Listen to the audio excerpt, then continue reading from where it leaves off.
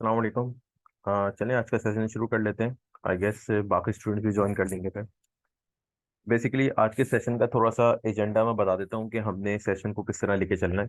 पहले मुझे थोड़ा सा कुछ आइडिया देते हैं कि कितने लोग हैं जिनकी फर्स्ट अटैम्प है और कितने लोग हैं जिनकी सेकंड या थर्ड अटैम्प है।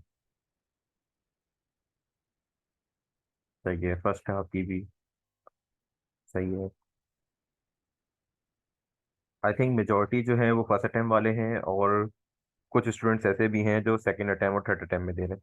तो बेसिकली हम क्लास को लेके इस तरह चलेंगे सेशन को कि जिसमें हम थोड़ा सा सब्जेक्ट के बारे में बात कर लेंगे, ताकि जो लोग फर्स्ट टाइम एमएसए वन देने जा रहे हैं उनको पता चले कि एमएसए वन जो मल्टी सब्जेक्ट असेसमेंट्स वाले पेपर हैं उसके अंदर चेंज क्या है वर्सेस सी पैप एग्जाम। प्लस सॉफ्टवेयर बेस अगर एमएसए वन होता है तो उसमें क्या क्या चैलेंजेस आते हैं। प्लस हमें किस तरह अप्रोच करना है एमएसए वन को प्रिपेयर करने के लिए। देन एट द एंड हम कॉमन मिस्टेक्स पे और अप्रोचेस पे बात कर लेंगे जो स्टूडेंट्स यूजुअली मिस्टेक करते हैं ड्यूरिंग द प्रिपरेशन टाइम, और प्लस एग्जाम के अंदर जो मिस्टेक्स हो रही होती है। सही है, मेरे पास कुछ स्टूडेंट के मैसेजेस आ रहे हैं, मैं उस पर बिल्कुल एंड में बात करूंगा कि हमारे पास क्या रीजन आता है जिसके अंदर हमारे एमएसए वन का एग्जाम फेल हो रहा होता है। सबसे पहले थोड़ा सा मैं इंट्रो अपना भी दे दूं और फिर सर हामिद का भी मैं इंट्रो दे देता हूँ। बेसिकली मैंने एसीसीए क्वालिफाइड किया था बैक इन 2019, देन मैंने सीए क्वालिफाइड किया होता बैक इन 2021। सिंस 2022 हम लोग एमएसए वन का सब्जेक्ट टीच कर रहे हैं और आई थिंक ये हमारा फिफ्थ सेशन होगा जो हम एमएसए वन टीच कर रहे हैं। इसमें हमारे पास सीबी की अटेम्प्ट भी हो चुकी है ऑलरेडी, जिसके अंदर हमने सॉफ्टवेयर बेस्ड प्रैक्टिस भी आप लोग को करवाई भी थी। सर हामिद के भी बैकग्राउंड बता दूं, वो भी एक प्रोफेशनल फर्म से एसोसिएटेड हैं, उनकी भी प्रैक्टिकल इंसाइट है। और वो आपके पास कंसोलिडेशन का एरिया, कुछ अदर रिपोर्टिंग स्टैंडर्ड्स हो गए, ऑडिट के अंदर रिपोर्टिंग वाला एरिया हो गया, वो कवर कर रहे होते हैं। और मैं उनके साथ कुछ पोर्शन शेयर कर रहा होता हूँ जिसमें आपके आईएफआरएस 9, 15, आईएफआरएस 2 और अदर मल्टीपल स्टैंडर्ड्स हो गए। तो बेसिकली हम दोनों इस सब्जेक्ट को लेके चल रहे होते हैं, जिसमें आप लोग को फायदा ये होगा कि आप क्वेरीज जो हैं वो जिस एरिया से जिस टीचर की बिलोंग करती है उनसे पूछ सकते हैं। ऑब्वियसली दो टीचर्स को डील कर रहे हैं तो आपके पास क्वेरीज की रेजोल्यूशन का रिस्पॉन्स रेट भी इंशाल्लाह अच्छा होगा। अब बात करते हैं इस सब्जेक्ट के बारे में। देखें, एमएसए वन के अंदर सबसे पहले तो आपको ये पता होना चाहिए कि ये सब्जेक्ट्स इंट्रोड्यूस क्यों करवाए गए। आईकैप को क्या नीड थी कि उसने एमएसए स्टाइल पेपर्स को इंट्रोड्यूस करवाया। इसमें इंपॉर्टेंट चीज ये है कि हमारे पास थ्योरेटिकल ग्राउंड्स मौजूद होते हैं। हमें पता है एफएफआर के अंदर हम कैलकुलेशंस वगैरह करते हैं, अकाउंटिंग के कॉन्सेप्ट को रिवाइज करते हैं। इसी तरह ऑडिट के अंदर हमारे पास डिफरेंट ऑडिटिंग स्टैंडर्ड्स की एप्लीकेशन हो रही होती है। वो सारी चीजें हम स्टैंड अलोन बेसिस पे कर रहे होते हैं, टेक्निकली वो सब्जेक्ट टेस्ट हो भी चुके हैं और आप क्लियर करके आगे आ गए। अब ये चीज ध्यान में क्लियर रखें, जब उसने आपका एफएफआर पास कर दिया, आपने ऑडिट पास कर लिया, तो उसकी एक्सपेक्टेशन ये नहीं होगी कि दोबारा से वो आपकी एफएफआर की स्किल्स और ऑडिट की स्किल्स को टेस्ट करें। उसको एक डिफरेंट स्किल सेट टेस्ट करना है जो सिर्फ एमएसए वन के अंदर ही टेस्ट हो सकता है, क्योंकि ये एक होलिस्टिक अप्रोच में इस पेपर को लेके चलते हैं, जिसमें प्रैक्टिकल एंगल ज्यादा होता है, थ्योरेटिकल एंगल कम होता है। एमएसए वन के अंदर अगर आप बात करें तो एक चार्टर्ड अकाउंटेंट का रोल इन प्रैक्टिस, जिस तरह अगर ऑडिट फर्म की बात करें तो आपके पास मैनेजर हो गया, असिस्टेंट मैनेजर हो गया, पार्टनर को रिपोर्ट कर रहा होगा, या असिस्टेंट मैनेजर मैनेजर को रिपोर्ट कर रहा होगा। वहां पे हम किस तरह अपनी ऑडिट एंगेजमेंट्स को लेके चल रहे होते हैं, प्लानिंग किस तरह करते हैं, एग्जीक्यूशन कैसे होती है, क्या क्या चैलेंजेस हमारे पास आते हैं। साइमल्टेनियसली एक चार्टर्ड अकाउंटेंट का रोल इन बिजनेस भी हो सकता है, जिसमें कोई बंदा इंडस्ट्री के अंदर जॉब कर रहा है तो वो अपने सीनियर मैनेजर को, फाइनेंस डायरेक्टर को, सीएफओ को रिपोर्ट कर रहा होगा क्या क्या इंडस्ट्री के लिहाज से अकाउंटिंग स्टैंडर्ड्स की एप्लीकेशन हो रही होती है, क्या चैलेंजेस आते हैं। इसी तरह जो एथिक्स का एरिया है वो भी इन दो डोमेन्स पे बाइफिकेट होता है। आगे जाके हम देखेंगे भी कि किस तरह चार्टर्ड अकाउंटेंट इन प्रैक्टिस के लिए एथिक्स का एरिया आता है, और किस तरह जब चार्टर्ड अकाउंटेंट इन बिजनेस होता है तो उसके लिए एथिक्स का एरिया कैसे टेस्ट हो रहा होता है। तो इस सब्जेक्ट का प्रियम्बल देने का पर्पस ये है, और आपको थोड़ा सा मेंटली प्रिपेयर होना चाहिए। अब इस सब्जेक्ट के बाद आप डायरेक्ट एप्लीकेशन फील्ड में जा रहे हैं।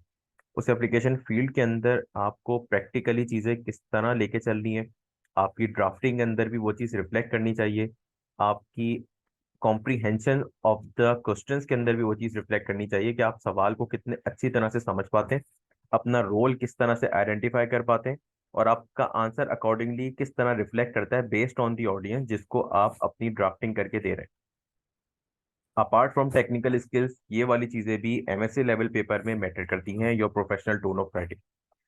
अब इसके अंदर हमारे पास ओवरव्यू क्या है सब्जेक्ट का, उस पर हमने बात कर ली। सिलेबस में आपको दिखा देता हूँ। जिसमें आपको थोड़ा सा आइडिया हो जाएगा कि हमारे पास क्या ये सब्जेक्ट पूरा एफएफआर पूरा ऑडिट लॉ के कौन से पोर्शंस हैं, ताकि हमारी थोड़ी सी एक्सपेक्टेशन सही हो इसमें।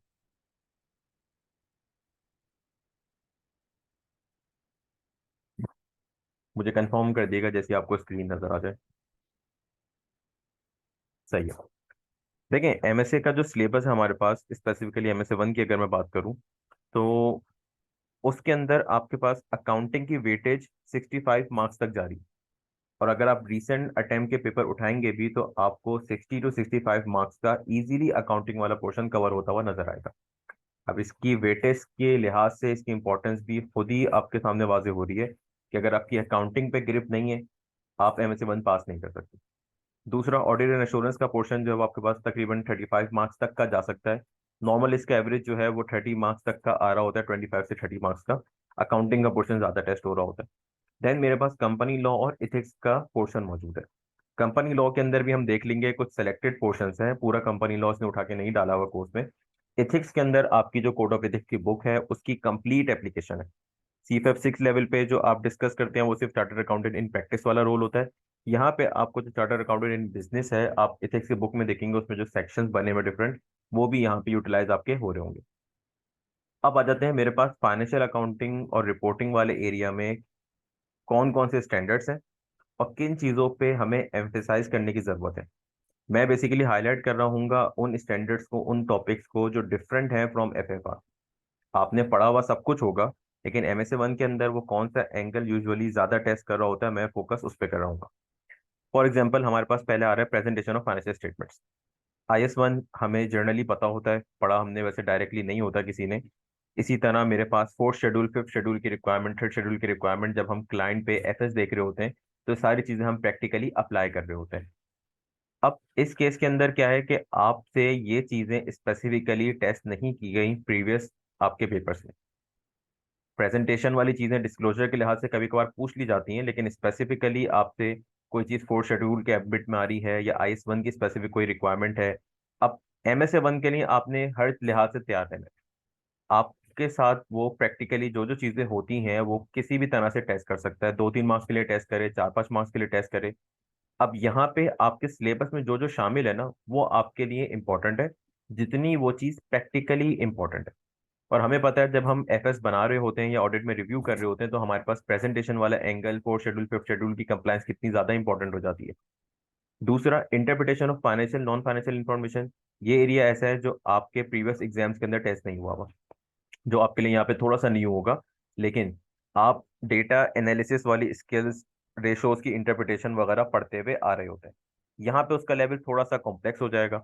कॉम्प्लेक्स के सेंस में कि आपने अकाउंटिंग रेशोज के साथ साथ मे बी रिस्क की आइडेंटिफिकेशन करना पड़े, या आप अकाउंटिंग एडजस्टमेंट जो पॉसिबल हैं उसके बाद रेशोज पे क्या इम्पैक्ट आ सकता है, उसका असर आपके कोवेनेंट्स अगर कोई अटैच है उस पर क्या हो सकता है, या आप इंडस्ट्री के अंदर हैं तो आपकी फर्म की या आपके ऑर्गेनाइजेशन के कुछ KPIs हैं, कुछ क्रिटिकल रेशोज हैं, उसकी रिफ्लेक्शन मार्केट में जाती है, उस पर क्या आपका असर आ सकता है। तो बेसिकली यहाँ पे ये एरिया थोड़ा सा ब्रॉडर हो जाता है और आपको स्पेसिफिकली इसके क्वेश्चंस भी मिलेंगे पास पेपर्स के अंदर। हमने भी इसके 1-2 सवाल सॉल्व करवाए हैं ताकि स्टूडेंट को फ्लेवर मिले कि interpretation of financial and non financial information को हम कैसे लेके चलते हैं। तीसरी चीज है IS 27 आपके पास। अब सेपरेट फाइनेंशियल स्टेटमेंट्स का हमें डायरेक्टली आइडिया नहीं होता, इनडायरेक्टली हम एफएफआर के अंदर कंसोलिडेशन में देखते हैं कि मुझे investment in associate subsidy at cost पे दी हुई होती है। उसके बाद मैं उसकी फिर कंसोलिडेशन के लिहाज से अकाउंटिंग करता हूँ। अब यहाँ पे मुझे MSA 1 के लिए ये पता होना चाहिए कि जब मैं इंडिविजुअल बुक्स के अंदर कॉस्ट की या इन्वेस्टमेंट इन एसोसिएट सब्सिडी जॉइंट वेंचर की अकाउंटिंग करता हूँ वो क्या है, कंसोलिडेटेड बुक्स के अंदर क्या है। कंसोलिडेटेड बुक्स के अंदर मेरी प्रैक्टिस होती है, लेकिन इंडिविजुअल के अंदर मुझे IS 27 बताता है कि मेरे पास कौन कौन सी अकाउंटिंग पॉलिसीज हैं जिस पे मैं इन इन्वेस्टमेंट्स को अपनी सेपरेट बुक्स में रख सकता हूँ। अब ये दोनों चीजों में इंपॉर्टेंट बात क्या है कि कंसोल का एरिया MSA 1 में भी ज्यादा टेस्ट होता है। अब उसके साथ साथ वो आपको प्रैक्टिकली किस सिचुएशन में लेके जाता है। फॉर एग्जांपल, आपको किसी पेरेंट कंपनी का ऑडिटर बना देगा, उसके इंडिविजुअल फाइनेंशियल स्टेटमेंट के ऑडिट के लिए भी आप रिस्पॉन्सिबल होंगे, कंसोलिडेटेड एफएस के लिए भी आप रिस्पॉन्सिबल होंगे। अब यहाँ पे आपकी स्किल टेस्ट होती है कि भाई कौन सा अकाउंटिंग ट्रीटमेंट डिफर हो सकता है इन इंडिविजुअल फाइनेंशियल स्टेटमेंट्स और उसका ट्रीटमेंट कंसोलिडेशन में क्या हो सकता है। अब आपको यहाँ पे आपकी एबिलिटी और टेक्निकल नॉलेज टेस्ट की जा रही है कि भाई क्या आप बाइफिकेट कर पाते भी हैं कि किसी पर्टिकुलर सिचुएशन का या इशू का इंडिविजुअल फाइनेंशियल स्टेटमेंट ट्रीटमेंट क्या है और कंसोलिडेशन में क्या है। मल्टीपल रिक्वायरमेंट्स भी आपको पास पेपर्स के अंदर इसकी मिल रही होंगी। उसके लिए जरूरी है कि मैंने IS 27 भी एक्सप्लोर किया हुआ हो, IFRS 3 के बिजनेस कॉम्बिनेशन के वो एंगल जो मैंने प्रैक्टिकली अगर मैं बोल रहा हूँ, सॉरी, मैंने कैलकुलेशन परस्पेक्टिव से FFR में तैयार नहीं किए, वो मुझे अब पता होनी चाहिए। फॉर एग्जाम्पल, कंट्रोल इस्टेब्लिश होने के लिए सिंपल परसेंटेज इंपॉर्टेंट नहीं है। 50% से ज्यादा हो, 50% से कम हो, फिर भी कंट्रोल इस्टेब्लिश हो सकता है, क्योंकि उसके डिफरेंट पैरामीटर्स IFRS 10 के अंदर भी डिस्कस हुए हैं।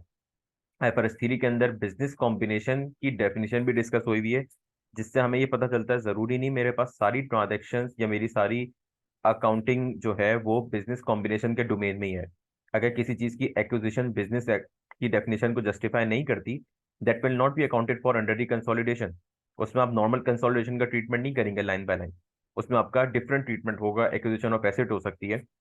सिर्फ आपको यहाँ पे एक आइडिया देने की जरूरत यह है कि ऑल दो आपने सारी चीजें पढ़ी हुई हैं, स्टिल देर आर कुछ ऐसे एरियाज हैं स्टैंडर्ड्स के अंदर जो आपने सही से नहीं पढ़े हुए, या वो आपकी प्रीवियस स्टडीज में वैसे टेस्ट नहीं होते।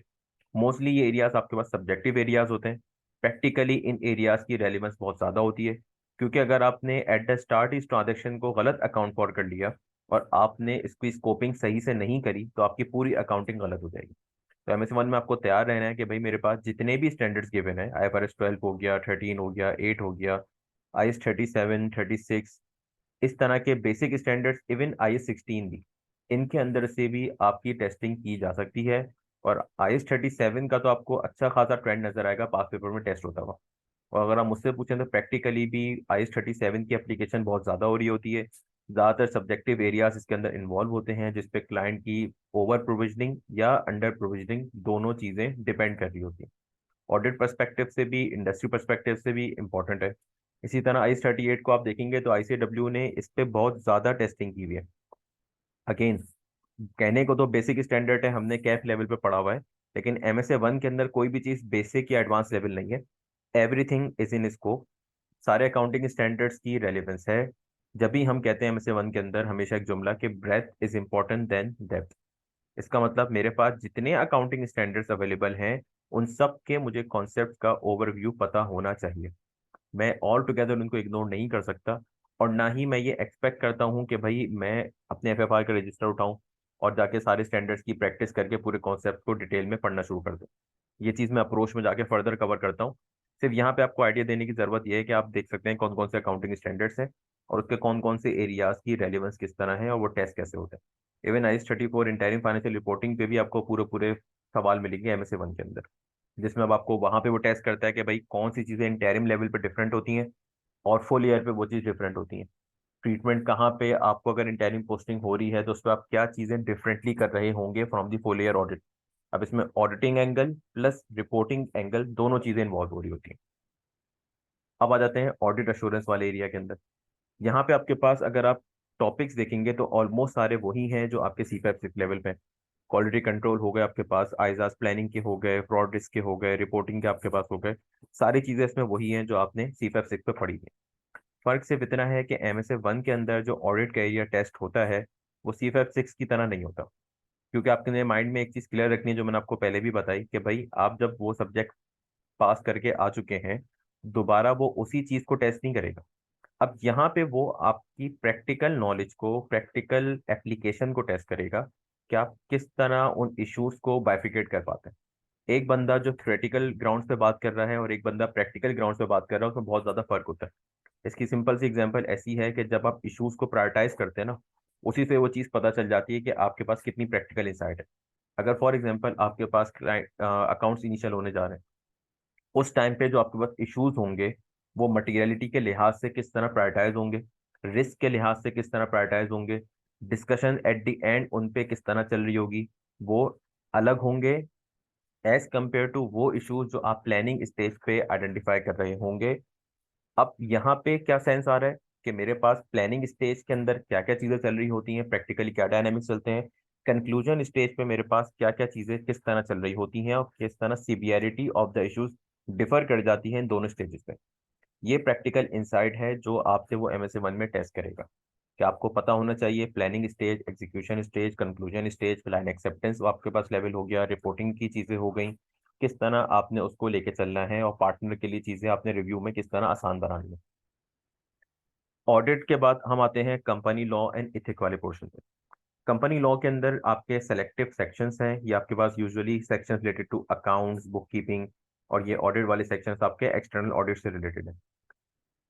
इंपॉर्टेंट चीज इसमें है कोड ऑफ कॉर्पोरेट गवर्नेंस, क्योंकि इसके अंदर क्लाइंट के पर्सपेक्टिव से भी, और जो हम इसके ऊपर सर्टिफिकेशन दे रहे होते हैं ऑडिटर के पर्सपेक्टिव से भी, चीजें इसमें इंपॉर्टेंट होती हैं।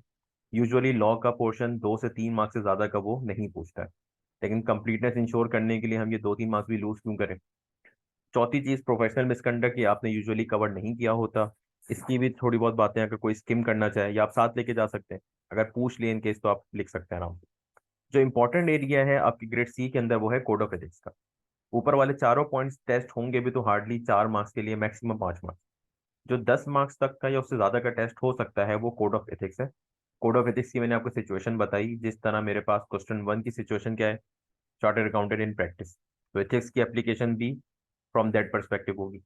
सेकंड सिचुएशन मैंने आपको क्या बताई, यूजुअली क्वेश्चन 2 जो होता है चार्टर्ड अकाउंटेंट इन बिजनेस, तो एथिक्स की application in business chartered accountant में कैसे हो रही होगी, वो आपको क्वेश्चन 2 में उसका फ्लेवर मिलेगा।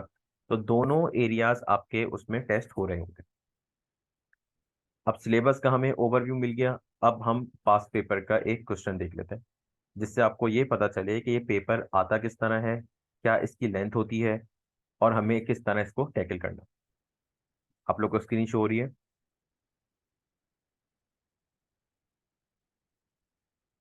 सही है। मेरे पास यूजुअली जो पेपर है ये 4 घंटे 15 मिनट का है। अगर मैं इस पेपर के नॉर्मल टाइम की बात करूं तो वो 3 आवर्स 45 मिनट्स है। आधा घंटा एक्स्ट्रा जब से ये पेपर सीबी हुआ था तब से आईकैप ने देना शुरू किया, वो भी सिर्फ इस वजह से कि आपके पास जो सॉफ्टवेयर के चैलेंजेस स्टूडेंट फेस कर रहे थे उसकी कंपनसेशन उसने दी है।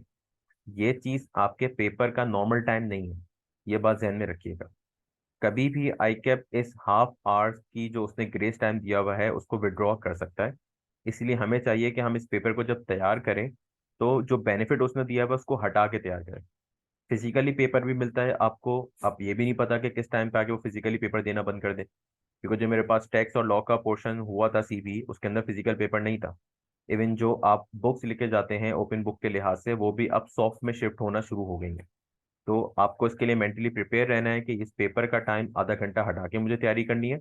प्लस मेरे पास अगर ये क्वेश्चन पेपर हार्ड में नहीं मिलता तो मैं किस तरह सॉफ्ट पे इस क्वेश्चन पेपर को डील करता हूँ, वो भी आपने सॉफ्टवेयर के थ्रू प्रैक्टिस करके तैयार करना है।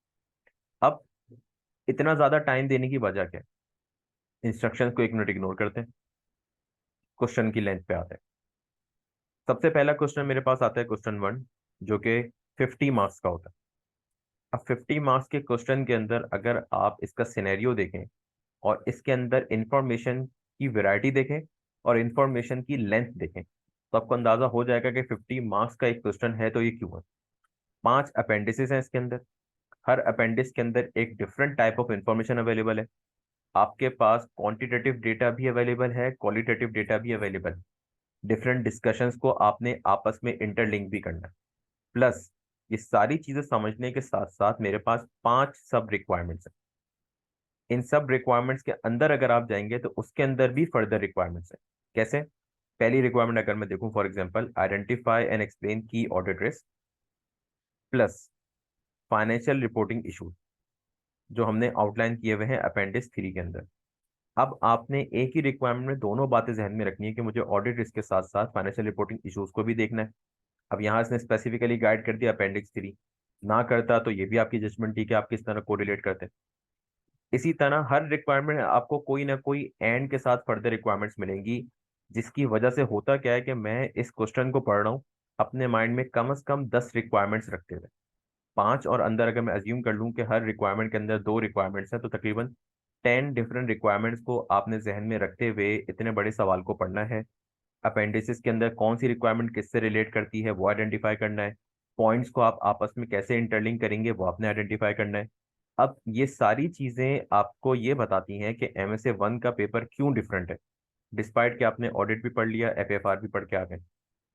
अब मेन रीजन यही है जिस वजह से MSA 1 पढ़ा जाता है और जो इंफॉर्मेशन हैंडलिंग की स्किल्स हैं वो डेवलप की जाती है।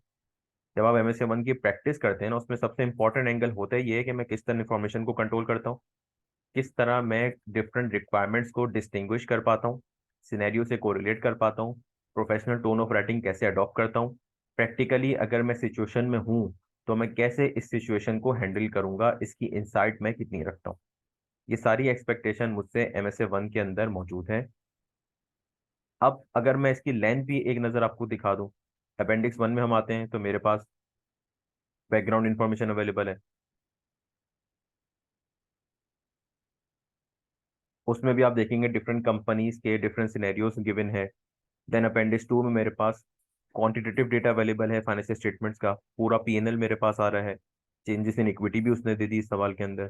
देन मेरे पास कंप्लीट बैलेंस शीट आ रही है। अब इसमें से कितने मल्टीपल रेशियोज निकल सकते हैं, कितनी इंफॉर्मेशन को रिलेट हो सकती है, आपको एक अंदाजा हो रहा होगा। देन एक्सट्रैक्ट भी अवेलेबल है एक अकाउंटिंग पॉलिसी के। तो मेरे पास लॉट्स ऑफ इंफॉर्मेशन अवेलेबल है, प्लस कोई ना कोई एक सेपरेट कॉन्टेक्स्ट चल रहा होगा सवाल के अंदर, उन इश्यूज की ईमेल भी आपके पास आ रही है। अब इस अपेंडिक्स की भी आप लेंथ देखें, ये भी 2 पेज पे जा रही है, 2 पेज की भी एक अपेंडिक्स हो सकती है। अपेंडिक्स 4 में आ जाते हैं तो कोई इथिकल सिचुएशन हो सकती है, या 5 के अंदर हो सकती है। तो बताने का पर्पस ये है कि आपके पास 50 मार्क्स का क्वेश्चन तो है, लेकिन उस 50 मार्क्स के क्वेश्चन को डील करने के लिए आपने अपने माइंड में सारी नॉलेज के साथ साथ किस तरह इंफॉर्मेशन को हैंडल करना है वो भी आपने जहन में रखना है। और ये चीज कभी भी अचीव नहीं होगी अगर आप MSA 1 की प्रैक्टिस ना करें MSA 1 स्टाइल क्वेश्चन के थ्रू ही। इसलिए मैं शुरू में बता रहा था प्रोस के अंदर कि मुझे क्यों FAFR लेवल की प्रैक्टिस नहीं करनी, ऑडिट लेवल की प्रैक्टिस नहीं करनी MSA 1 को तैयार करने के लिए। मुझे अगर MSA 1 की तैयारी करनी है तो मुझे MSA 1 के क्वेश्चंस के थ्रू ही करनी है, ताकि ये मेरी स्किल सेट डेवलप हो इन चीज़ों को डील करने के लिए। अब क्वेश्चन 2 देख लेते हैं।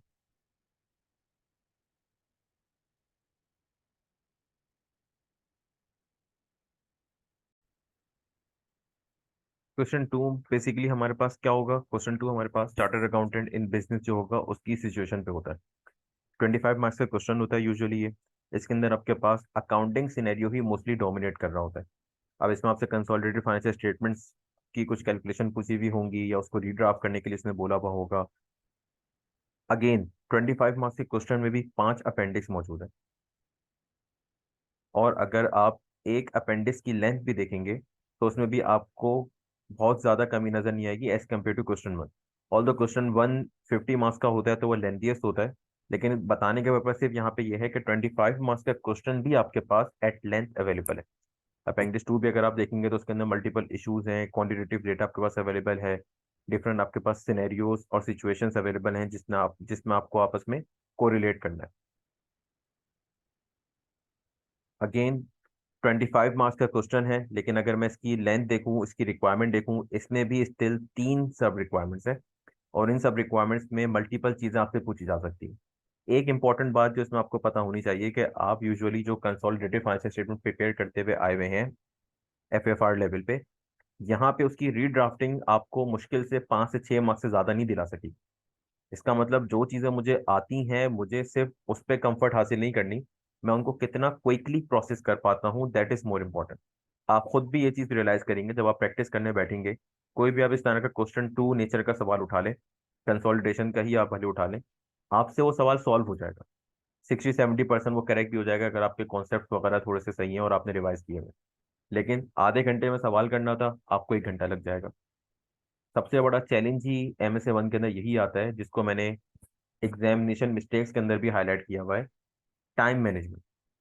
कि हमारे पास प्रैक्टिस का लेवल इतना ज़्यादा होना चाहिए और कॉन्सेप्ट की रिवीजन हमारी इस तरह फिंगर टिप्स पे होनी चाहिए कि हम कॉम्प्लेक्स कैलकुलेशन को भी हार्डली मिनिमम टाइम के अंदर कर लें, क्योंकि वो आपको 4 से 5 मार्क्स से ज़्यादा कुछ नहीं दिलाने वाली। आपने ये नहीं समझना है कि आपसे पूरा वो कंसोलिडेटेड फाइनेंशियल स्टेटमेंट बना रहा होगा जिसमें बैलेंस शीट होगी या P&L होगा, तो उसके लिए वो आपको पूरे 25 मार्क्स दे देगा। यहाँ पे अगर आप देख भी लें जो प्रिपरेशन उसने दी हुई है, जिसमें आपको पूरा P&L बनाना है, वो सिर्फ 11 मार्क्स के लिए। अब इसमें एडजस्टमेंट भी हो सकती है, इसमें इतने आपने इतनी सारी इन्फॉर्मेशन भी पढ़नी होगी, सारी चीज़ों का आपने अकाउंट फॉर भी साइमल्टेनियसली करना होगा। अब आते हैं क्वेश्चन 3 पे। क्वेश्चन 3 अगेन 25 मार्क्स का, 4 सब रिक्वायरमेंट्स, मल्टीपल एरियाज इसके अंदर भी टेस्ट हो रहे होते हैं। यूजुअली ये ऑडिट फोकस क्वेश्चन होता है मोस्ट ऑफ द टाइम, क्योंकि आपके पहले क्वेश्चन में भी और क्वेश्चन 2 में भी अकाउंटिंग की डोमिनेशन अवेलेबल है। इसलिए जो ऑडिट की कुछ स्पेसिफिक एप्लीकेशन अगर आप कह लें, रिपोर्टिंग वाला एरिया हो गया, या आपके पास जो इंटरप्रिटेशन ऑफ फाइनेंशियल स्टेटमेंट की हमने बात की थी वो वाला एरिया हो गया, इसी तरह कोई चीज स्पेसिफिक अकाउंटिंग इश्यूज हो गए, वो इस क्वेश्चन में यूजुअली पूछे जा रहे होते हैं। अब इस क्वेश्चन का मसला क्या होता है कि बहुत सारे स्टूडेंट्स इस क्वेश्चन तक पहुंच ही नहीं पाते। 15 मिनट्स एंड में बचते हैं इस सवाल के लिए, 15 मिनट्स में इस सवाल को कर रहे होते हैं। उसका इम्पैक्ट क्या आता है कि भाई आप इस सवाल के अंदर मैक्सिमम स्कोरिंग कर ही नहीं सकते। एग्जामिनर कमेंट्स में भी आपको जाके मैं ये चीज़ हाईलाइट करवाऊंगा जो एग्जामिनर ने कही भी है, कि भाई आपके जिस क्वेश्चन का जितना वेटेज है, जितनी इंपॉर्टेंस है, उसको जितना टाइम देना चाहिए आपने उतना ही टाइम देना है। अगर आप एक्स्ट्रा टाइम लगा रहे हैं क्वेश्चन 1 और क्वेश्चन 2 पे, तो आप इस उम्मीद में ना रहें कि आप फुल मार्क्स वहाँ पे स्कोर कर रहे होंगे। हर क्वेश्चन के अंदर कुछ ना कुछ ऐसे टेक्निकल एरियाज होते हैं जो यूजुअली पेपर इन्वायरमेंट में नहीं हो पा रहे होते, जिसके मार्क्स हम लूज कर रहे होते हैं। तो जरूरी ये है कि मैं पेपर पूरा अटेम्प्ट करूं, जिस क्वेश्चन को जितना टाइम देना है प्रॉपरली प्लान करके उतना ही टाइम दूं, ताकि क्वेश्चन 3 जैसे क्वेश्चन में से भी मैं मैक्सिमम मार्क्स निकाल सकूं। 25 मार्क्स का क्वेश्चन है, कम से कम 15 से 20 मार्क्स तो इसमें से निकालूं, या एटलीस्ट 15 मार्क्स तो इसमें से मैं एक्सट्रैक्ट करूं। उसके लिए आपको जरूरी क्या है कि आपकी जो टाइम मैनेजमेंट है, जो आपकी प्लानिंग है, वो बहुत जरूरी है। क्योंकि अगेन इस क्वेश्चन के 15 मिनट में आप कुछ कर नहीं सकेंगे। 5 अपेंडिक्स है और उनकी भी आपको मैं लेंथ दिखा देता हूँ। अपेंडिक्स 1 आपके पास ये आ गई, देन अपेंडिक्स 2 आ गई आपके पास, देन अपेंडिक्स 3 भी आपके पास आ गई, 4 भी अगर आप देखें, 5, तो आपके पास ये भी तकरीबन 5 से 6 पेजेस का, टोटल 17 पेजेस के ऊपर आपका क्वेश्चन पेपर है सिर्फ। अब इतनी सारी इंफॉर्मेशन को मुझे सॉफ्टवेयर पे कैसे हैंडल करना है, इतनी सारी इंफॉर्मेशन को हैंडल करने की मेरी आदत भी है, मैंने क्या सफिशिएंट प्रैक्टिस की भी है या नहीं की भी, प्लस मुझे मेरे माइंड के अंदर कंप्लीट 2 सब्जेक्ट्स की नॉलेज भी रखनी है, जिसको मुझे आपस में कोरिलेट भी करना है। सिर्फ मेरा माइंड अकाउंटिंग पे नहीं चल रहा होगा, मुझे ऑडिट के एंगल को भी साथ साथ लेके चलना होगा। इसी सारी वजह से MSA 1 जो जो पेपर है, जो मल्टी सब्जेक्ट असेसमेंट के दोनों पेपर है, MSA 1 हो गया या MSA 2 हो गया, उसके लिए एक डिफरेंट अप्रोच और एक डिफरेंट माइंडसेट की जरूरत होती है। ये सिर्फ ऐसा नहीं है कि आपने दोनों चीजें पढ़ी हुई हैं, आप पेपर में जाके बैठेंगे और पेपर आपका आराम से हो जाएगा। अब देख लेते हैं कि जो हमारी अप्रोच वाली डिस्कशन है उसमें हम क्या क्या चीजें फर्दर कवर कर सकते हैं।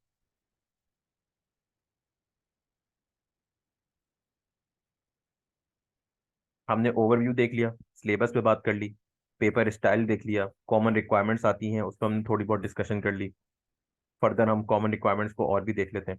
लेंथ ऑफ द पेपर हमारी डिस्कशन हो गई।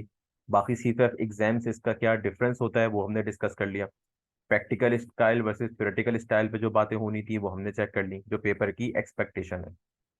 सिलेबस हमारे पास हो गया। अब थोड़ा सा हम देख लेते हैं कॉमन रिक्वायरमेंट को। ये वाली चीज हम सारी देख चुके हैं कि केस स्टडी टाइप क्वेश्चन होता है, 15 पेजेस टू 17 पेजेस तक लॉन्ग जा सकता है। ऑडिटर भी होंगे, अकाउंटेंट भी होंगे, और प्रैक्टिकल अप्रोच रिक्वायर्ड है। कॉमनली आपसे वो फाइनेंशियल रिपोर्टिंग के ट्रीटमेंट्स पूछ रहा होता है, जिसमें उसको स्टैंडर्ड्स की जो ब्रेथ हासिल है वो हमने देख ली सिलेबस के अंदर। IS 37 भी उसके पास अवेलेबल है, तो IFRS 9 भी उसके पास अवेलेबल। स्टैंडर्ड की कोई डिस्टिंग्विश वो नहीं करेगा कि भाई 15 स्टैंडर्ड इंपॉर्टेंट है, IFRS 15 हो गया तो IS 37 इंपॉर्टेंट नहीं है, ऐसा कुछ नहीं होगा। फाइनेंशियल रिपोर्टिंग की इम्प्लीकेशन पूछ रहा होता है बिजनेस डिसीजन के ऊपर, ट्रांजेक्शन के ऊपर, जो चार्टर्ड अकाउंटेंट इन बिजनेस वाला रोल है। ऑडिट रिस्क प्रोसीजर्स मोस्टली पूछ रहा होता है। रिव्यू ऑफ द वर्क की आपकी स्किल्स भी टेस्ट कर रहा होता है। किसी भी इशू का इम्पैक्ट ऑडिट पे क्या आ सकता है, यहाँ पे मोस्ट इंपॉर्टेंटली आपकी प्रैक्टिकल एप्लीकेशन इंपॉर्टेंट है। किस तरह आप इशूज को प्रायोरिटाइज करते हैं, मटेरियलिटी को अकाउंट फॉर करते हैं। इवन ये चीज़ एग्जामिनर ने अपने कमेंट में भी हाईलाइट की है। फाइनेंशियल स्टेटमेंट एनालिसिस वाला एरिया हमने डिस्कस किया, वो कॉमनली पूछता है जो नया है।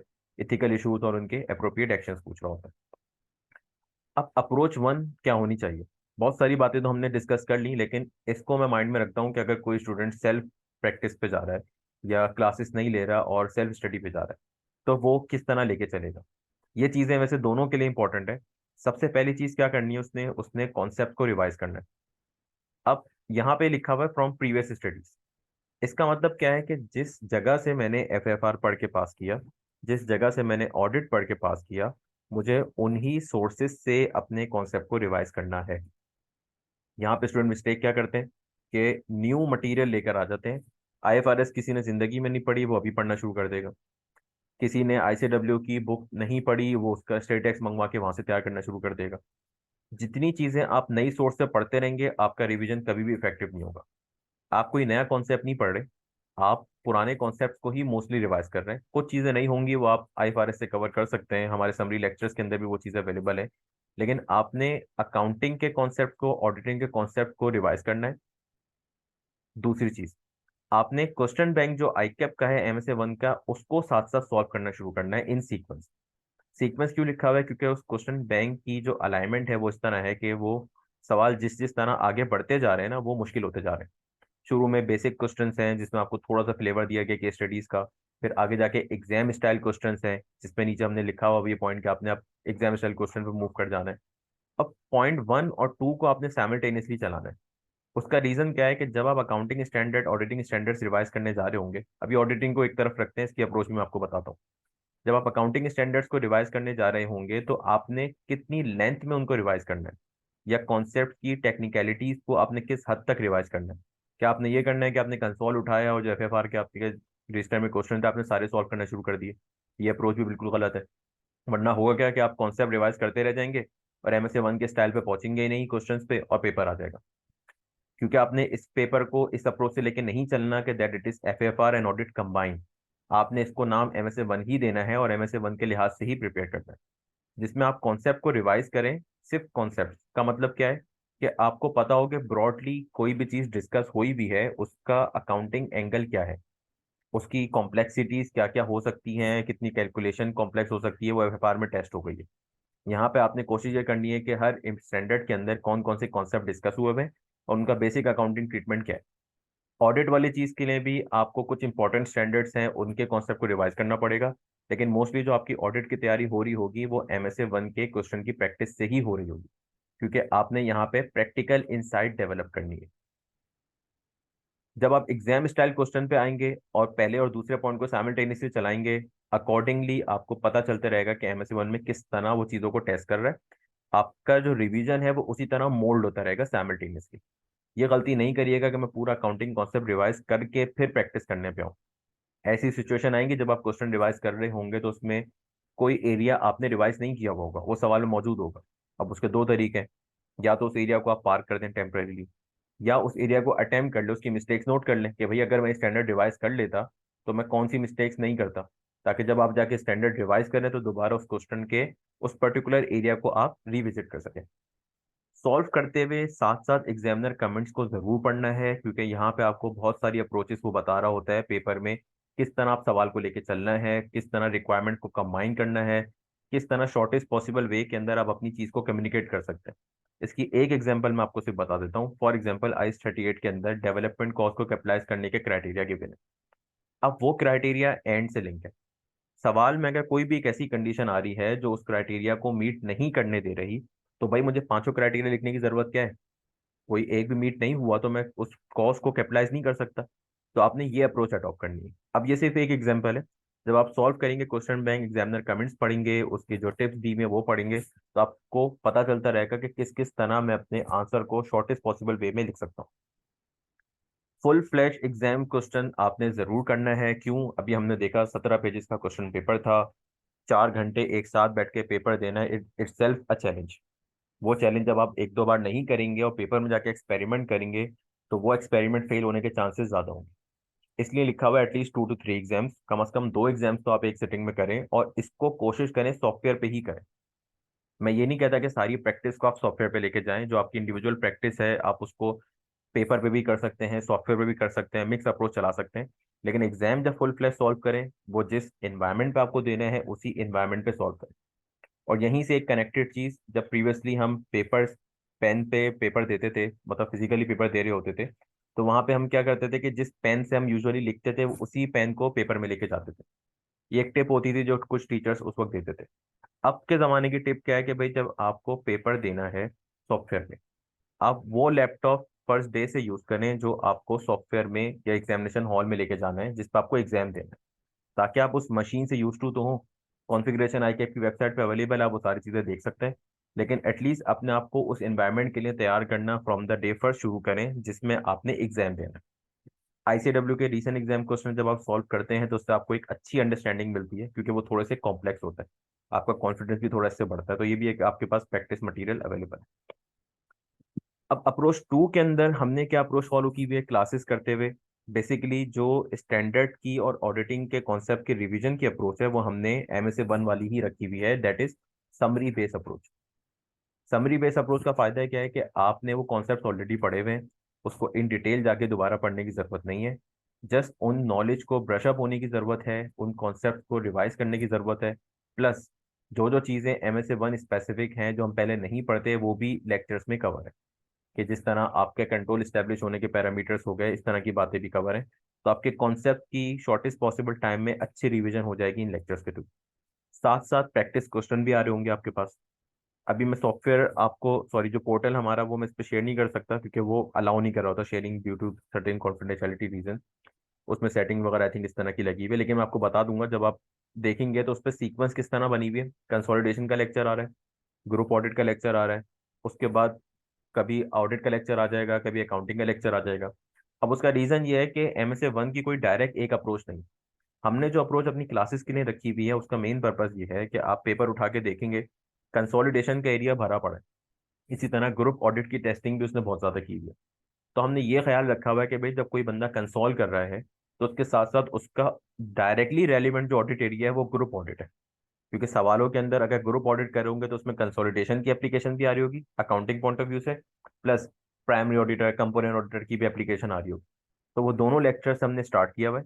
और उसके अंदर क्योंकि हमारे पास मल्टीपल कॉन्सेप्ट एक क्वेश्चन में कवर हो जाते हैं, तो full flash exam style question ही उसके अंदर सॉल्व हुए हैं, जिससे आपको एक एटलीस्ट आइडिया मिल जाएगा कि यार MSA 1 में किस तरह वो टेस्ट कर रहा होता है, किस तरह आपके पास अकाउंटिंग के कॉन्सेप्ट की एप्लीकेशन मिलके ऑडिटिंग कॉन्सेप्ट से आ रही होती। तो जब आप वो लेक्चर्स देखेंगे तो आपके कॉन्सेप्ट रिवीजन के साथ साथ क्वेश्चन की प्रैक्टिस भी आपको मिलेगी, जिससे आपके फर्दर कॉन्सेप्ट कवर हो रहे होंगे और आपको एक आइडिया मिलेगा कि MSA 1 में किस तरह टेस्टिंग की जाती है। जहाँ पे कॉम्प्लेक्स एरियाज आएंगे, जहाँ पे इंपॉर्टेंट स्टैंडर्ड्स आएंगे, वहाँ पे हमने इन डेप्थ कवरेज की हुई है। क्योंकि ऑब्वियसली जब हम थोड़े टाइम बाद चीज़ें रिवाइज कर रहे होते हैं तो वो जहन से स्किप हो जाती हैं। और अगेन, ये वाला पॉइंट जरूरी नहीं है कि ये हर केस में हो, क्योंकि हर किसी का लेवल डिफरेंट होगा। किसी को FFR पास किए हुए 3-4 साल भी हो गए या 2-3 साल हो गए, तो हो सकता है कि वो इस अप्रोच में स्टक करे। लेकिन ये अप्रोच रखने का पर्पस क्या है कि ये 90% ऑडियंस को कवर कर रही होती है, जिनको शॉर्टेस्ट पॉसिबल टाइम के अंदर स्टैंडर्ड्स का रिवीजन चाहिए होता है। अगेन, किसी भी कॉन्सेप्ट पे आप लोग स्टक हों तो आप ऑब्वियसली टीचर से पूछ सकते हैं। उस कॉन्सेप्ट को जिस तरह हमें डिटेल में भी अगर कवर करना पड़ा स्पेसिफिकली तो वो हम कर लेंगे। लेकिन उसमें ज़रूरत क्या है कि आप लेक्चर्स को रेगुलरली ले रहे हो, आप उनको पाइल अप ना करें आखिरी मंथ के लिए। अभी मैं इस पे भी बात करता हूँ कि एग्जाम वाली प्रिपरेशन हमें किस तरह करनी है और मिस्टेक्स हम क्या करते हैं। दूसरा, IFRS ऑडिट की समरीज है, बुक अवेलेबल है हमारी जिसके अंदर दोनों समरीज कंबाइन हुई भी है, उसके अंदर एक अच्छी लॉग भी बनी हुई है कि आप इजीली टॉपिक्स को ट्रेस आउट कर सकते हैं। प्रैक्टिस क्वेश्चन हम लोग करवा रहे होते हैं, हर अटेम्प्ट के अंदर कुछ ना कुछ नई अप्रोच लेकर आ रहे होते हैं। इस अटेम्प्ट में भी अगर आप लोग का फीडबैक जिस तरह से चलेगा, अगर आपको लगता है कि प्रैक्टिस सफिशिएंट नहीं है तो हम कुछ फर्दर क्वेश्चंस प्रैक्टिस कर सकते हैं, और वो हम यूजुअली सॉफ्टवेयर पे करा रहे होते हैं जितने नए क्वेश्चन कराते हैं। सॉफ्टवेयर पे होगा या सॉफ्टवेयर जैसा एनवायरनमेंट होगा, एक्सेल या वर्ड हो गया, ताकि आपको एक फेमिलियरिटी भी आ जाए सॉफ्टवेयर की और आपकी प्रैक्टिस भी फर्दर इन्हांस हो जाए। हर बार हमारा टारगेट होता है और अल्हम्दुलिल्लाह हम लोग एक मंथ पहले ही कोर्स को कंप्लीट करते हैं। अब तो आपके पास रिकॉर्डिंग वैसे सारे कोर्स की अवेलेबल होती है, लेकिन आपने भी ये टारगेट जहन में रखना है। अब होता क्या है, स्टूडेंट उल्टा कर देते हैं, आखिरी महीने में ही लेक्चर्स देख रहे होते हैं। भाई जब आप आखिरी महीने के अंदर लेक्चर्स देखेंगे तो आप अपना सेल्फ रिवीजन कब करेंगे? कोशिश ये करें, अगर आपने सेलेक्टेड लेक्चर्स देखने हैं या आपने जो अप्रोच बनाई भी है अपनी प्लानिंग में, उसको खत्म करने के लिए आप कम से कम एक महीना छोड़ दें पेपर से पहले। अगर आपने क्लासेस लेने का फैसला किया हुआ है, कुछ आपको स्टैंडर्ड्स रिवाइज करने हैं, उन क्लासेस को या अपने फर्स्ट रिवीजन को जिसको आप कहेंगे प्रिपरेशन को, एक मंथ पहले एटलीस्ट एंड करें, ताकि जो लास्ट मंथ है एग्जाम से पहले का उसमें आप मैक्सिमम रिवीजन कर सकें, मैक्सिमम प्रैक्टिस कर सकें, मैक्सिमम सॉफ्टवेयर बेस्ड प्रैक्टिस कर सकें, जो कि बहुत ज़्यादा इंपॉर्टेंट है क्योंकि आपने एग्जाम सॉफ्टवेयर पे देना है। अब सॉफ्टवेयर के साथ थोड़ा सा ओवरव्यू क्या हो सकता है वो मैं आपको दिखा देता हूँ। एक आईकैप की ही प्रेजेंटेशन अवेलेबल है, कि सॉफ्टवेयर आप लोग भी अपने पास चला के देख सकते हैं। आईकैप की वेबसाइट पे सारी इंस्ट्रक्शंस अवेलेबल हैं। लेक्चर्स में भी हम उसको इंशाल्लाह कवर कर लेंगे कि सॉफ्टवेयर के क्या डूज एंड डोंट्स हैं, किस तरह उसको सॉल्व होता है। लेकिन एक गाइडेंस आईकैप ने शेयर की हुई है वो मैं आपको दिखा देता हूँ। ये स्क्रीन आपको शो हो रही है, या आईकैप की वेबसाइट पे आप वहाँ से भी डाउनलोड कर सकते हैं। ये बहुत अच्छी उन्होंने कंपाइलेशन की है कि जब आपके पास कंप्यूटर बेस्ड एग्जाम हो रहे हों तो उसमें क्या क्या चैलेंजेस आते हैं और उसकी क्या क्या टिप्स अवेलेबल हैं। शुरू वाला एरिया मैं स्किप कर देता हूँ, थोड़ा सा मल्टीपल चॉइस क्वेश्चन के लिए, एमएसए 1 के लिए रेलिवेंट नहीं है। डायरेक्ट हम आ जाते हैं हमारे पास यहाँ पे, जहाँ पे मेरे पास डिस्क्रिप्टिव टाइप क्वेश्चंस हैं। देखें, इस तरह की विंडो आपके पास होती है, मल्टीपल विंडो कहलाती है, जिसमें आपके पास ये वाला एरिया जो उसने नीचे अलग से बताया हुआ है, ये आपकी आंसर स्क्रिप्ट है। जो चीज़ यहाँ पे आएगी वही मार्क होगी, जो चीज़ नीचे एक्सेल वाले एरिया में रह जाएगी वो मार्क नहीं होगी। तो ज़रूरी है कि हम यहाँ से चीज़ों को यहाँ पे पेश कर रहे हों, अगर वो रेलिवेंट वर्किंग्स हैं तो। यहाँ साइड पर आपके पास क्वेश्चन पेपर चल रहा होता है, जिसमें अब आपके पास स्क्रॉल करने का ऑप्शन अवेलेबल है। पहले क्या होता था कि एक पेज एट अ टाइम आ रहा होता था, अब आपके पास एक क्वेश्चन आएगा जिसको आप बैक एंड फोर्थ रेफर कर सकते हैं। बाकी उसने और दूसरी टिप्स दी हुई हैं कि भाई आप किस तरह चीज़ों को सर्च कर सकते हैं, एक्सेल में से कैसे आप चीज़ों को कॉपी कर सकते हैं। और बाय द वे इसका नाम एक्सेल नहीं है, स्प्रेडशीट है, क्योंकि एक्सेल से माइंड में ये लेकर नहीं आएगा कि जो जो फंक्शनैलिटीज एक्सेल पे एप्लीकेबल थी वो उस पर भी होंगी। लिमिटेड एक्सेल की फंक्शनैलिटीज यहाँ पे अवेलेबल है। वो सारी गाइडेंस आपको बता रहा है कि आप टेबल किस तरह बना सकते हैं, किस तरह उसको ऊपर लेके जा सकते हैं। प्लस जो जो शॉर्टकट्स आपके अवेलेबल हैं वो सिर्फ ये, नॉर्मल एक्सेल वाले सारी चीज़ें इसके अंदर स्प्रेडशीट में नहीं होती। तो इसका मतलब थोड़ी बहुत लिमिटेशंस हैं सॉफ्टवेयर के अंदर, लेकिन अगर आप उसकी प्रॉपर प्रैक्टिस करेंगे, आप उसको प्रॉपर टाइम देंगे, तो उसको हैंडल करना कोई मुश्किल नहीं है। और इन दोनों चीज़ों को आपने सेपरेट रखना है। सॉफ्टवेयर प्रैक्टिस की वजह से अपनी नॉर्मल प्रैक्टिस को नहीं छोड़िएगा। नॉर्मल प्रैक्टिस, कॉन्सेप्ट्स का रिवीजन, आपकी टेक्निकल नॉलेज, सबसे ज़्यादा वेटेज वही रखती है। Software is just a medium जिसको आपने तैयारी करने के लिए, अगर आप आखिरी मंथ के अंदर भी उस पर 5-6 सवाल कर लेंगे और 2 एग्जाम जो हमने डिस्कस किए थे वो कर लेंगे, तो आपका सॉफ्टवेयर इजीली पेपर में भी हैंडल हो जाएगा, उसका ऐसा इशू नहीं आएगा। लेकिन हमने लेक्चर्स में ये अप्रोच रखी हुई है कि हम थोड़ा थोड़ा फ्लेवर सॉफ्टवेयर का देते रहें। मैंने अपने कुछ लेक्चर्स में अप्रोच ये रखी थी कि मैंने स्टूडेंट से ही सॉफ्टवेयर पे चीज़ें सॉल्व करवाई थी, क्योंकि स्टूडेंट नहीं एट दी एंड जाके पेपर देना है, मुझे नहीं देना है। अब उसमें क्या है कि अब स्टूडेंट लेक्चर देखेंगे, वो सॉफ्टवेयर खोल के बैठेंगे नहीं, वो उसको नॉर्मल प्रैक्टिस करके लेक्चर निकाल देंगे। अब देखें, ये चीज़ ऐसी होती है कि जब आप लेक्चर देखें तो कम से कम लेक्चर को होल हार्टेडली फॉलो भी करें। अगर लाइव क्लास वाले टाइम पे स्टूडेंट से बोला गया था कि भाई आप अपना सॉफ्टवेयर खोलें, अब आप एक विंडो पे जो मैं क्वेश्चन शेयर कर रहा हूँ वो आप रखें, दूसरी विंडो आपके पास सॉफ्टवेयर वाली होगी, उस पे आप उस क्वेश्चन को वैसे ही सॉल्व करें जैसे आप सॉफ्टवेयर पे करते हैं, ताकि आपकी सॉफ्टवेयर की प्रैक्टिस भी साइमल्टेनियसली चलते रहे।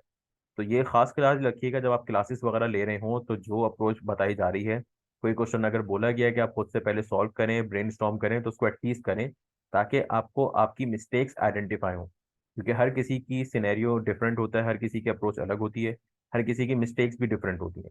जब तक आप खुद से सॉल्व करके फिर सोल्यूशन वाली वीडियो नहीं देखेंगे, खुद से सॉफ्टवेयर पे प्रैक्टिस करके उसके बाद आप सोल्यूशन नहीं देखेंगे, तो आपको पता नहीं चलेगा कि आप कहाँ पे लैग कर रहे हैं और किस चीज़ को इम्प्रूव करने की ज़रूरत है। सॉफ्टवेयर का ओवरव्यू हो गया हमारे पास। एक चीज और है डॉक्यूमेंट जो मैं आपको दिखा देता हूँ, ये मुझे बताइएगा आपके पास स्क्रीन शेयर हो रही है। ये एक हमने कंपाइलेशन भी की थी कि हमारे पास कौन कौन से एरियाज यूजुअली टेस्ट हुए हुए हैं पास पेपर्स के अंदर।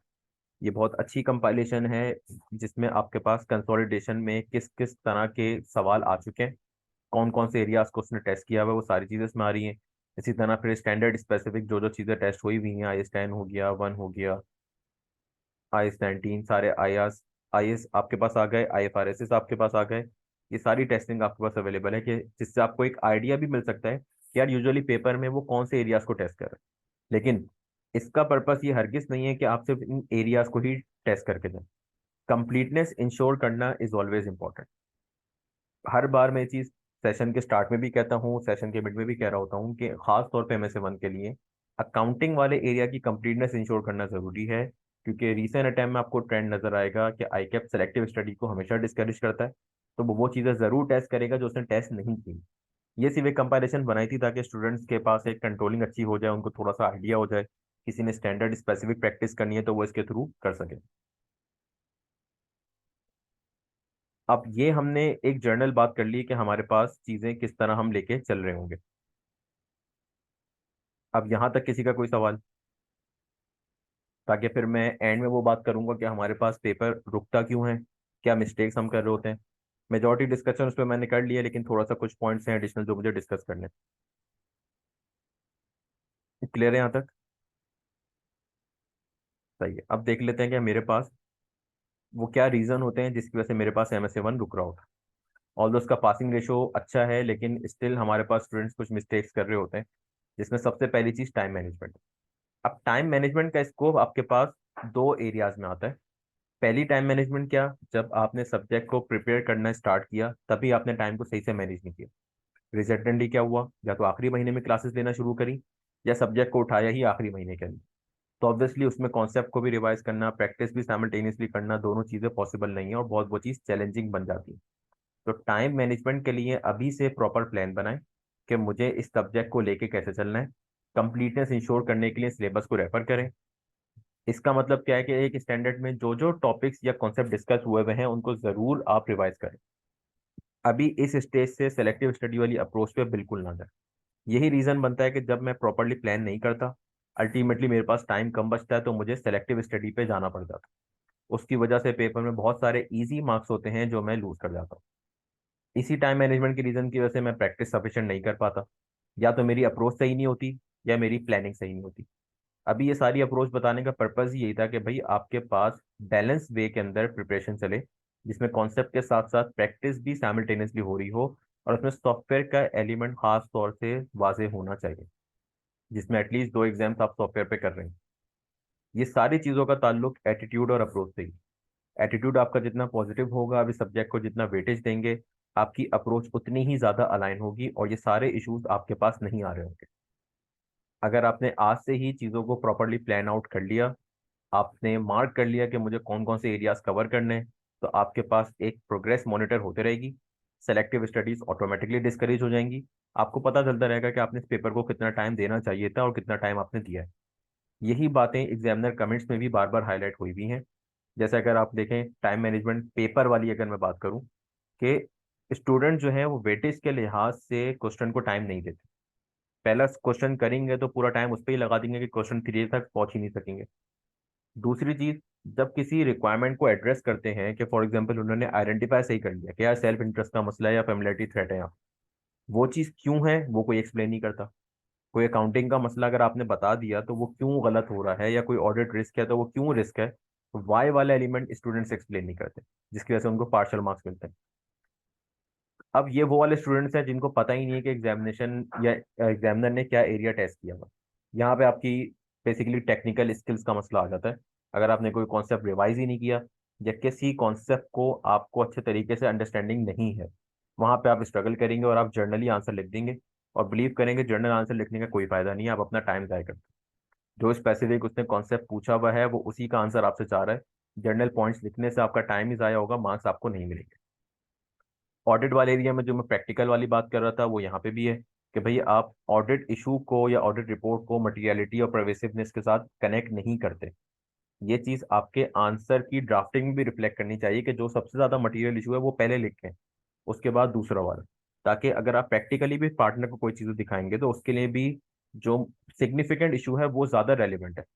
जो छोटे छोटे इश्यूज हैं वो भी ऑल्दो रेलिवेंट हो सकते हैं डिपेंडिंग ऑन द मटेरियलिटी, लेकिन at least sequencing of the issues तो सही करें आप।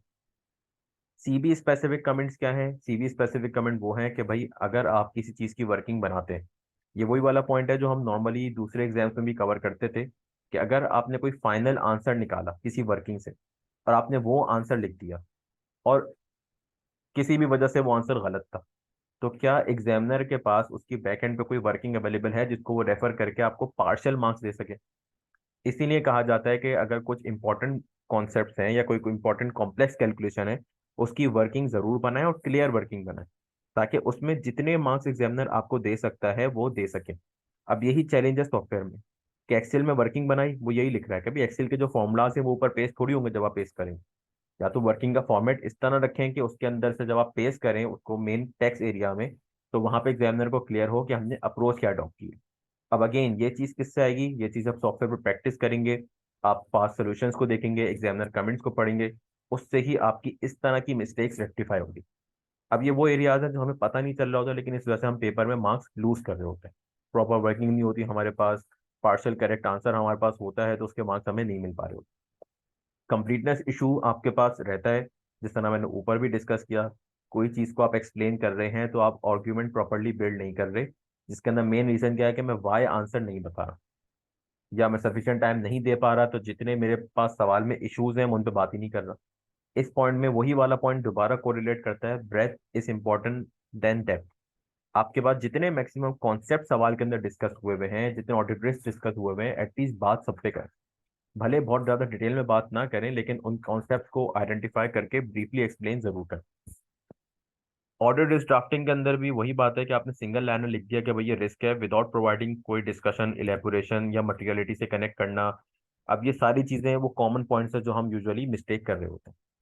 अब ये वो पॉइंट्स हैं जो सीबी एग्जाम से भी रिलेट करते हैं, आपकी बाकी चीज़ों से भी रिलेट करते हैं, लेकिन अगर इन सबको मैं समराइज करूं तो ये आपकी ओवरऑल प्रिपरेशन से रिलेट करता है। जब आपके पास सेलेक्टिव स्टडीज होंगी या आपने सही से कॉन्सेप्ट रिवाइज नहीं किए होंगे, तो आप कभी भी उस आर्ग्यूमेंट को कंप्लीट कर ही नहीं सकेंगे पेपर में। आपको पता ही नहीं होगा कि अगर कोई कॉन्सेप्ट टेस्ट हो रहा है तो मुझे उसको किस तरह लिखना है, या सवाल में वो कैसे आइडेंटिफाई हो पा रहा है, और मुझे क्या बातें उसके अंदर लिखनी है। स्टैंडर्ड से कॉपी पेस्ट वाला आपको लगता है कि पेपर में आप चीज़ें लेके जाएंगे, उससे आप आपकी चीज़ें कर सकेंगे, तो देखें ऐसा नहीं है। अगर ओपन बुक एग्जाम बना हुआ है तो ये बात एग्जामिनर को भी पता है। आप पेपर का टाइम देख के ये भी नहीं जज कर सकते कि यार 4 घंटे से ज़्यादा का पेपर है, तो मैं इजीली चीज़ों को बैक एंड फोर्थ रेफर करके पेपर में लिख सकूंगा। अगेन, आपकी प्रैक्टिस बहुत ज़्यादा इंपॉर्टेंट है। आपकी approach from the day first बहुत ज़्यादा इंपॉर्टेंट है कि आपने सब्जेक्ट को लेके कैसे चलना है, आपने किस तरह प्रैक्टिस करनी है। Time based practice from the day first आपने करनी है, क्योंकि एमएससी 1 के अंदर आपको सबसे बड़ा चैलेंज ही यही आएगा कि आप किस तरह रिक्वायर्ड टाइम के अंदर उस क्वेश्चन को कर सकें। क्योंकि कुछ चीज़ें यहाँ पे सिंपल भी होती हैं जो आप इजीली पिक कर पाते हैं, लेकिन अगेन टाइम उसमें मैनेज नहीं हो पा रहा होता। तो ये कुछ common mistakes he examiner comments थे जिस पे हमने बात की। उसके अलावा हमारे पास सेशन किस तरह चल रहा होगा, क्या अप्रोच होनी चाहिए, सिलेबस का ओवरव्यू क्या है, और यही मोस्टली अगर आप मुझसे बात करें तो मोस्टली एमएसए 1 फेल होने के रीजंस यही है। इन 4 कैटेगरीज के अंदर आप किसी भी रीजन को क्लासीफाई इजीली कर सकते हैं। बाकी अब किसी का कोई क्वेश्चन है तो आप मुझे बता दें। देखिए, एमएसए 1 की बुक भी इंशाल्लाह अवेलेबल हो जाएगी आपको। इसके साथ साथ आपके पास जो पोर्टल का एक्सेस आएगा उस पर आपके पास लेक्चर्स अवेलेबल होंगे। सीक्वेंसिंग वैसे तो इंपॉर्टेंट नहीं है, लेकिन जब आपके पास एक सीक्वेंस अवेलेबल है तो आप उसी को फॉलो कर लें। आप लेक्चर्स उसी सीक्वेंस में देख लें। अच्छा है, आपका कंसोलिडेशन और ग्रुप ऑडिट वाला एरिया पहले कवर हो जाएगा, और आपको एक अच्छा आइडिया भी मिल जाएगा पेपर के लिहाज से। बाकी कोई भी आपकी क्वेरीज हो आप बिल्कुल पूछ सकते हैं, और मैं ये रिकमेंड करूंगा कि टाइमली जब आप लेक्चर्स को लेकर चलेंगे तो आपकी क्वेरीज भी टाइमली आएंगी और वो टाइमली रिजॉल्व हो सकेंगी, ताकि आखिरी महीने में कम से कम चीजें आपके पास पाइल अप हो रही होंगी जिसमें आप अपना मैक्सिमम टाइम अपनी सेल्फ प्रैक्टिस पे लगा सकेंगे, जो कि बहुत इंपॉर्टेंट है। और कोई क्वेश्चन?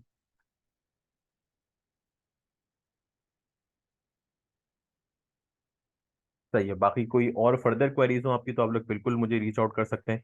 जो भी आपके इश्यूज हों सब्जेक्ट से रिलेटेड, अप्रोच से रिलेटेड, पेपर कॉम्बिनेशन किस तरह है, किस तरह लेके चलना चीज़ें, वो हम इंशाल्लाह डिस्कस कर सकते हैं। अभी सेशन को यहीं तक रखते हैं। Thank you. अल्लाह हाफिज़।